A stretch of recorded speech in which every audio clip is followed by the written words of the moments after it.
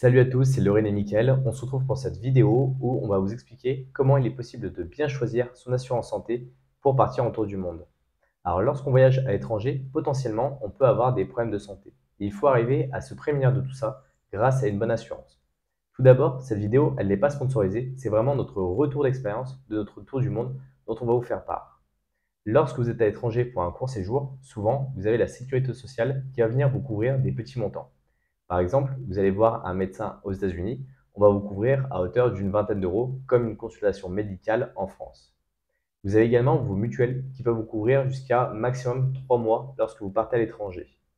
Et des fois, vous avez également l'assurance de votre carte bancaire qui va apporter une certaine responsabilité civile si jamais vous causez des dégâts à d'autres personnes et qu'il faut avoir une assurance qui va couvrir un certain montant. Lorsque vous êtes en tour du monde, vous avez quand même quelques contraintes. Vous allez vous déplacer dans plusieurs pays qui vont être divisés souvent en catégories de soins.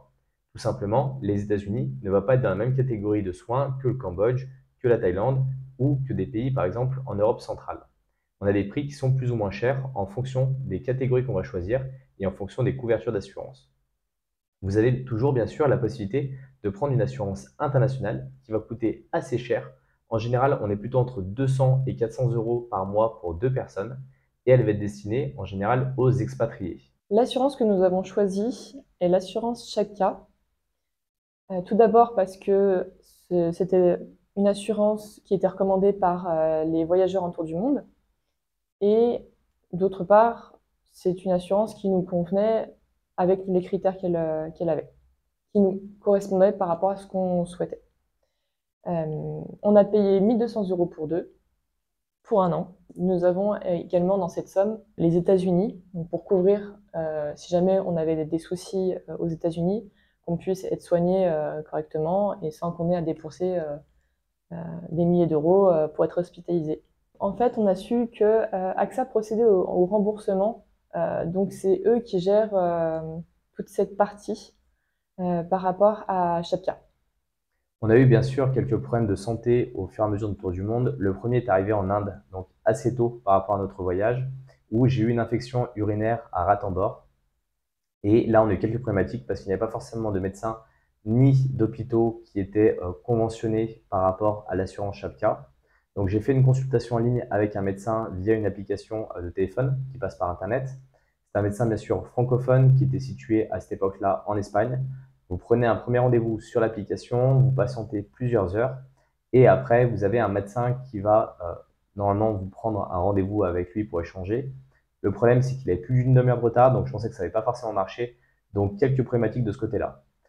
Ensuite, il m'a fourni une ordonnance parce que c'est une consultation à distance et cette ordonnance était complètement inutile en Inde, tout simplement parce que vous pouvez acheter ce que vous souhaitez. Vous êtes dans une pharmacie qui ressemble plutôt à une espèce de petite librairie dans laquelle on va demander le nombre de médicaments que vous voulez, quel type de médicaments vous voulez, pour quelle durée.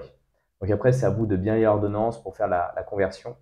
Et à ce moment-là, j'ai pas forcément fait jouer mon assurance parce que ça coûtait moins de 1 dollar américain et j'ai pas forcément envie de remplir tout un tas de papiers, ni faire remplir des papiers directement au pharmacien en question. La problématique dans ces cas-là, c'est que si jamais vraiment vous avez une grosse fièvre ou que vous avez une problématique de santé qui est vraiment très grave, il va falloir aller dans un dispensaire et là, vous allez avoir un remboursement qui va être ultérieur et potentiellement tous les risques qui sont liés à la santé, comme un pays en Inde, où vous êtes plutôt obligé d'aller dans une grande ville pour arriver à avoir des soins qui sont corrects. Donc, il vaut mieux éviter de tomber gravement malade ou prévoir tout de suite une assurance pour des rapatriements, ça peut vraiment servir. Au Cambodge, j'ai eu un petit souci de santé dans la région de Battambang. En fait, j'ai découvert du sang dans mes selles et donc j'ai eu peur. Donc j'ai dû appeler les médecins pour trouver un médecin, un hôpital qui soit dans le coin pour pouvoir faire des analyses. Donc, malheureusement, quand j'ai contacté les assurances, en fait, ils m'ont dit qu'ils n'avaient pas d'hôpitaux dans le coin, ou alors, euh, quand on est allé dans ces hôpitaux, en fait, ils étaient de mauvaise qualité. On n'osait pas trop aller plus loin parce qu'on voyait que c'était pas professionnel. Finalement, on a communiqué avec des expats qui étaient dans le coin. Ils sont vraiment très gentils de nous avoir recommandé un hôpital parce que c'est vrai que sans eux, ça aurait été compliqué Voilà, donc j'ai passé une échographie, j'ai passé une analyse de sang. L'hygiène était parfaite. J'ai payé 50 $ et donc j'ai dû avancer les frais. J'ai dû faire aussi faire remplir un papier, un formulaire au médecin, soit en français et en anglais, donc pour pouvoir justement transmettre à l'assurance chaque cas. Donc il y avait tout un formulaire à remplir. Il a tout indiqué, franchement très professionnel, très satisfaite. Euh, et donc, une fois que j'avais avancé les frais, j'ai dû donc fournir tous ces papiers à l'assurance Chapia qui m'a remboursé quelques semaines suivantes. Et en fait, ces papiers, tous ces documents que vous allez leur transmettre vont être analysés par un autre médecin, un médecin français, pour savoir si ce qui a été fait a été bien fait et surtout si c'était bien correspondant à vos attentes et surtout si vous aviez une nécessité d'aller à l'hôpital à ce moment-là. Dans toutes nos péripéties, je me suis également bloqué le dos aux Philippines. Et là, on avait une problématique qui est plutôt une problématique de santé générale en France. C'est qu'il y a certains praticiens qui ne sont pas couverts par les assurances et tout ce qui est médecine non standard, non traditionnelle. Par exemple, je vais régulièrement chez un ostéo parce que ça me débloque le dos. Et là, j'en cherchais un chiropracteur pour être plus exact. Et il n'y en avait déjà pas forcément sur les Philippines. Eux, ils me proposaient des solutions médicamenteuses à ma problématique, ce que je voulais éviter en tout cas au possible. Et donc, j'ai dû attendre Tokyo pour arriver à trouver un chiropracteur qui m'a débloqué le dos quasiment instantanément au bout d'une séance. Et pour ça, j'ai dû payer tout à mes frais parce que l'assurance ne venait pas couvrir du tout cette partie-là. Comme quoi, des fois, il faut arriver vraiment à cerner les bords de l'assurance pour voir si toutes les médecines que vous souhaitez utiliser vont être couvertes.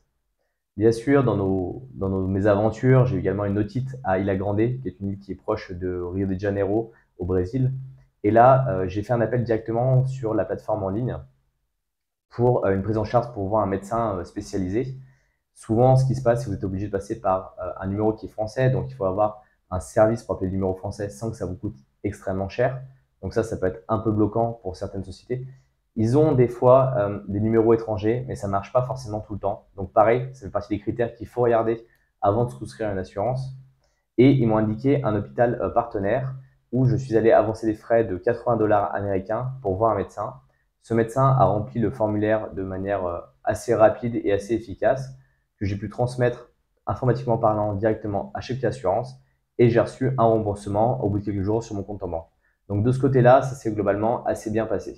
Pour conclure, il faut bien vous assurer que vous ayez une bonne couverture santé. Donc, il faut vérifier que les activités que vous faites, elles sont assurées, elles sont bien couvertes.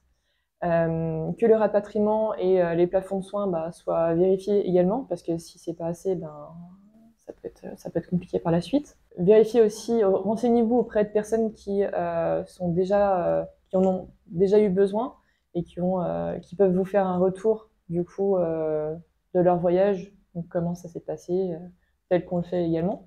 Vérifiez aussi les hôpitaux où vous allez sont, du moins où l'assurance vous emmenez aussi, sont de l'ordre du public ou du privé, parce que vous n'êtes pas géré de la même manière. Le public, c'est pas toujours de bonne qualité et c'est souvent saturé, alors que le privé, vous êtes souvent pris en charge rapidement, est toujours disponible, mais